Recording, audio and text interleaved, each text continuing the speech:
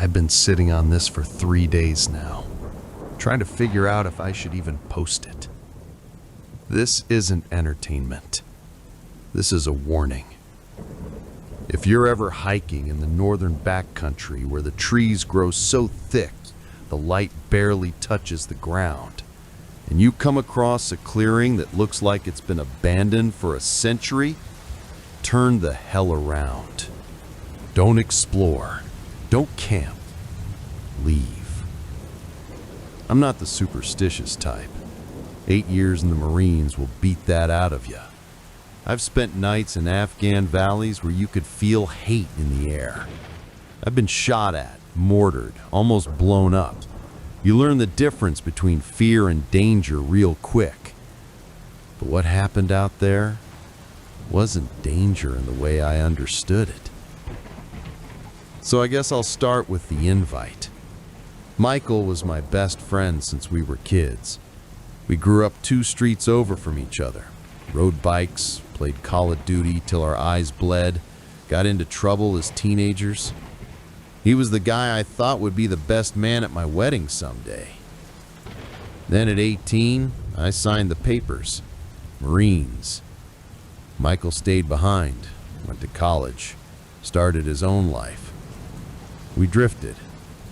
8 years, 3 tours, too many nights of sand and blood later. I was home, honorably discharged, nothing tying me down. Michael reached out like nothing had changed. "Dude, you're back. We need to catch up." He told me about this camping trip he'd organized with his girl and friends. "Man, you'll love it," he said.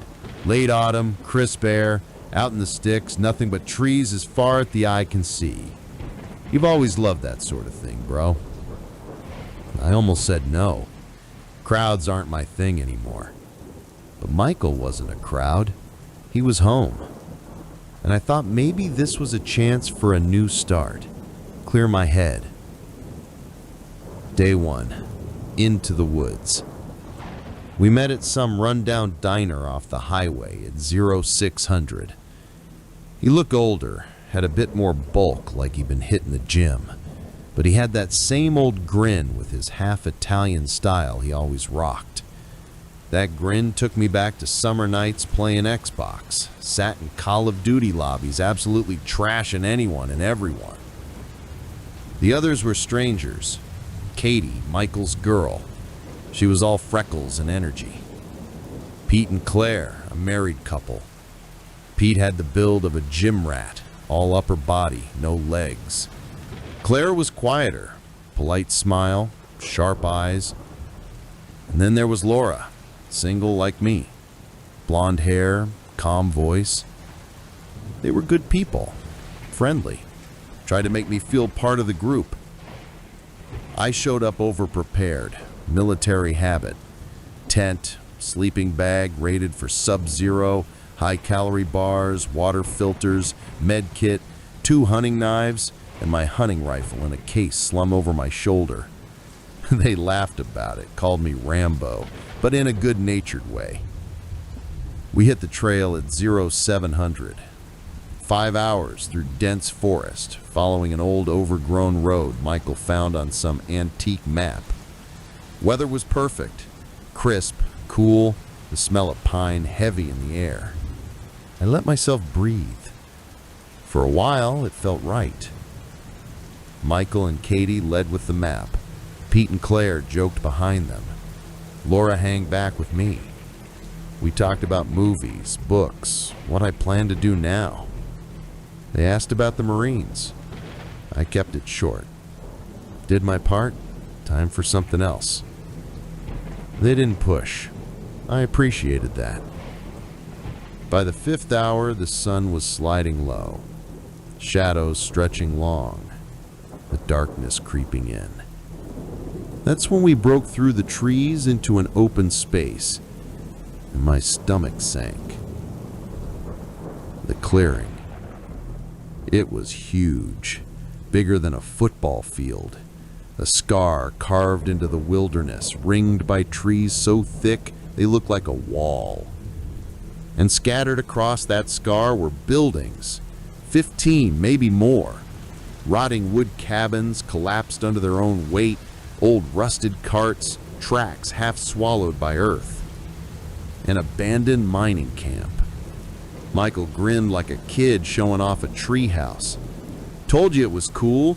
Place dates back to 1905. Whole village up and vanished one winter. Never found a soul. He said it like it was nothing, like a joke. But standing there, staring at those husks, something about the silence felt wrong.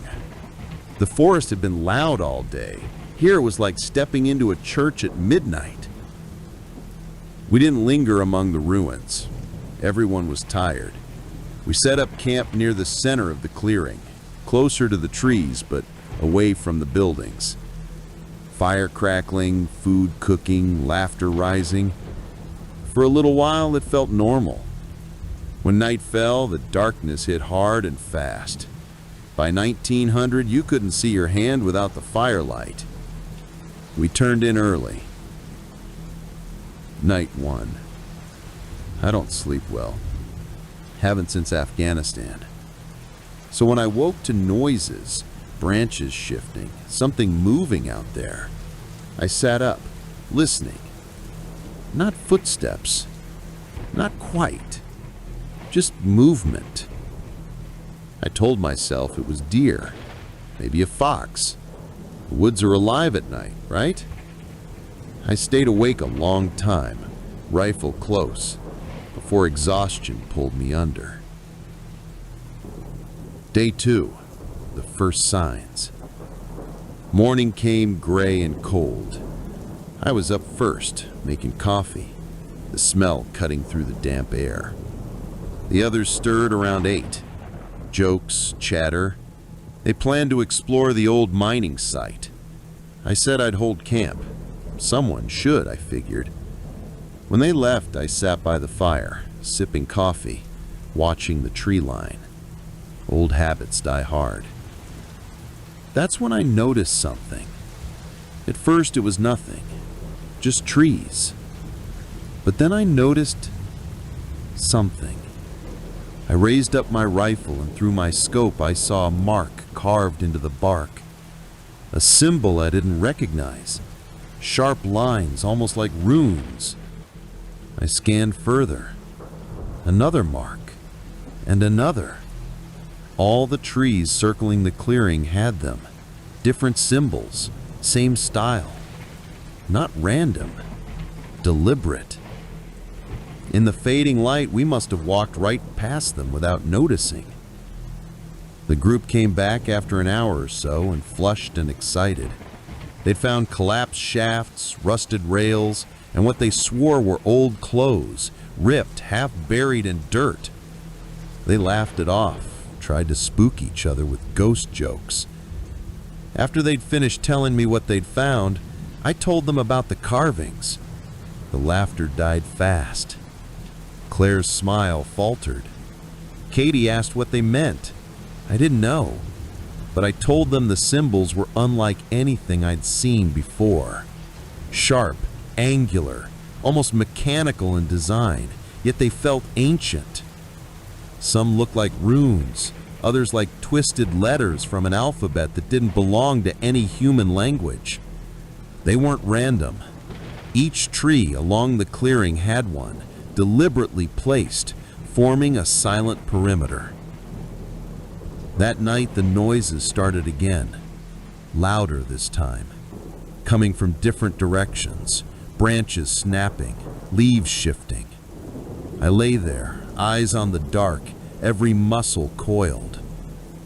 And then came the clicking, soft, irregular, like someone tapping bone on glass. I didn't sleep after that.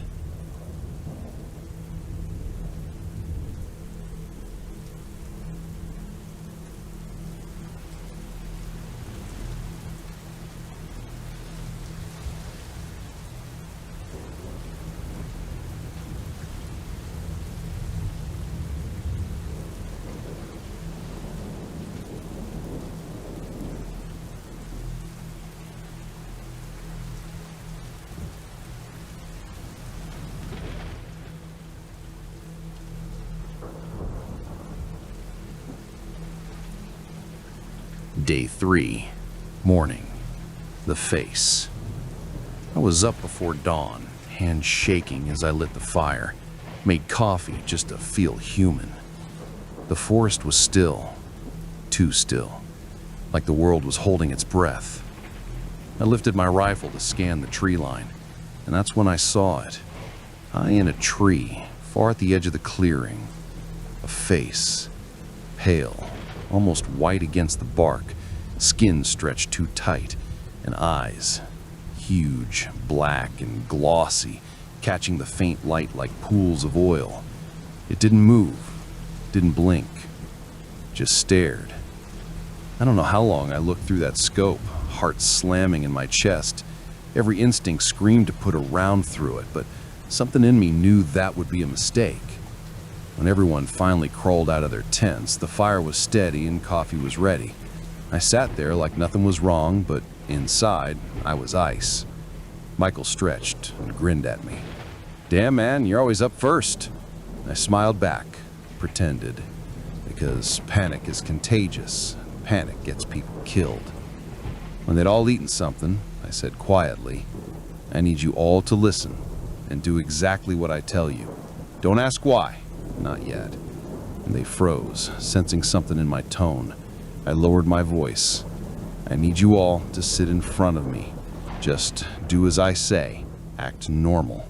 Michael, just you.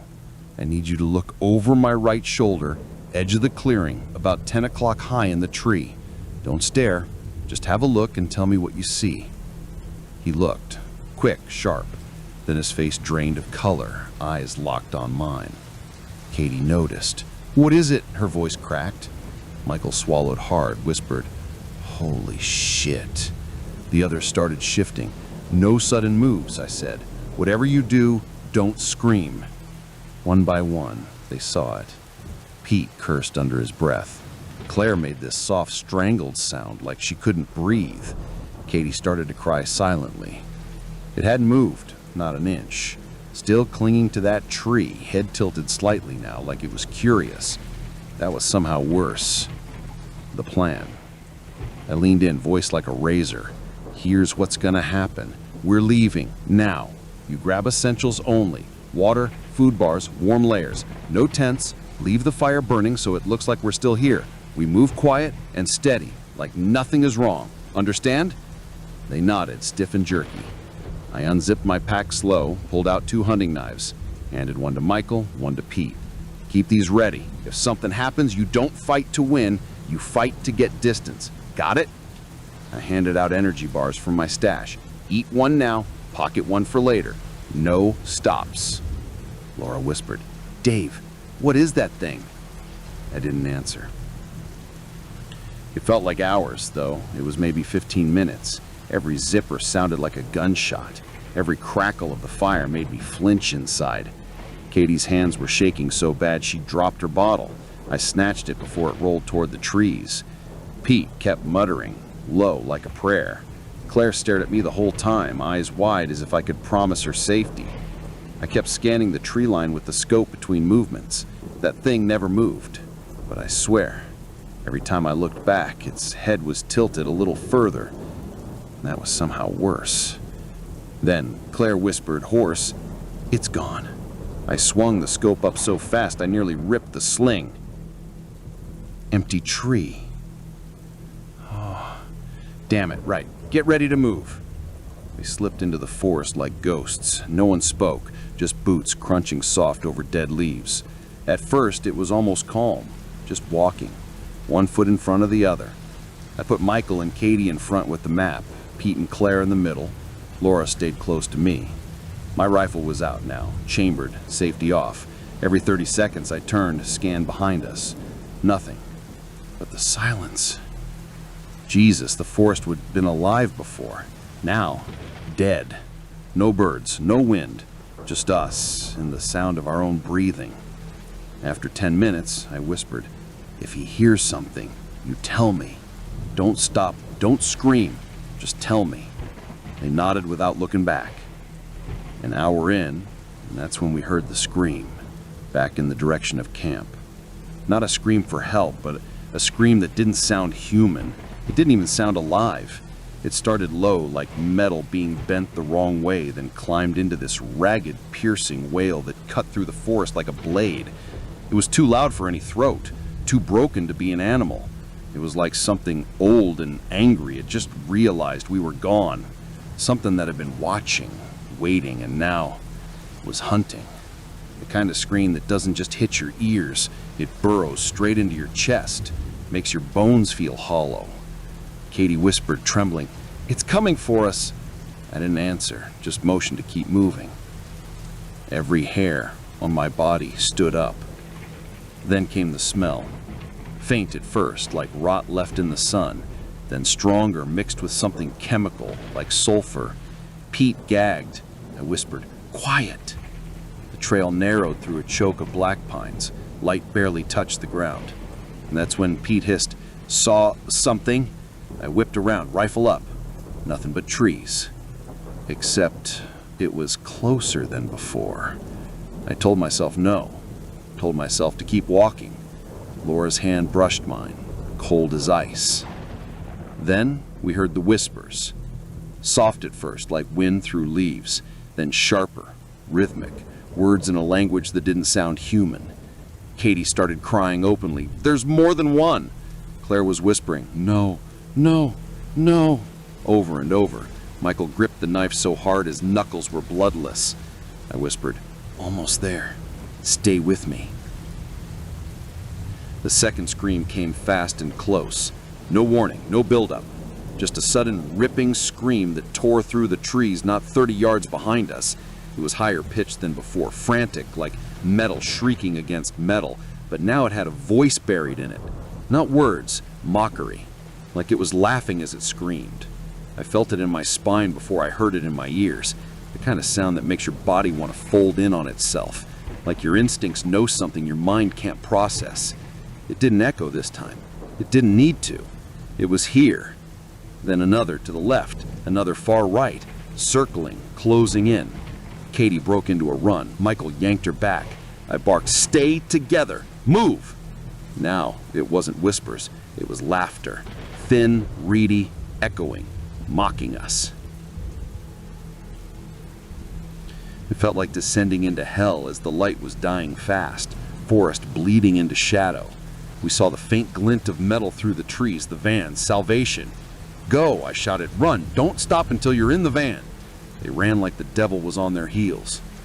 I stayed last, dropped to one knee, fired. One round, then another, no real target. The shots boomed, echoing. Silence after, but I knew damn well it wasn't fear that held them back. And that's when I saw them. Not just one face, dozens. Half hidden behind trunks, crouched low in the brush, high in the branches like grotesque birds roosting in silence. Pale stretched skin, black bottomless eyes, all staring, not moving, not blinking, not breathing. Each face was twisted a little differently, some with lips curled in crooked smiles, others blank like masks, and one had its mouth open impossibly wide. It was smiling at me. Something in my brain broke. I ran. Branches whipped my arms. The others were screaming my name. I didn't look back. We tore out of there, tires spinning, engines screaming. And as the forest swallowed behind us, the screams rose again, layered and jagged, the sound chasing us down the dirt road until the trees vanished in the rear view. No one spoke for the entire drive back. I don't know what those things were, but now I can't stop thinking. What else is out there that we never see? But hey, take this for what you will. But the next time you're in the forest and everything goes quiet, no birds, no wind, no life, pay attention. The woods remember things, and some things remember you. If you hear clicking in the dark, don't stop. Don't look. Just run. Because if you see one face, it's already more. And if you see more, you're not getting out.